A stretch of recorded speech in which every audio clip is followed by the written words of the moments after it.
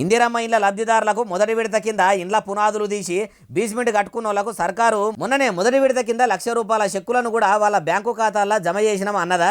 అయితే ఇట్లా మొదటి విడత కింద ఇండ్ల పనులు సురువు చేసిన కొందరికి ఇంకా పైసలు పడతలేవట. చాలా మంది సర్కారు చెప్పినట్టు కాకుండా వాళ్ళ బుద్ధి ఉన్నట్టు ఇండ్లు కట్టుకుంటురట.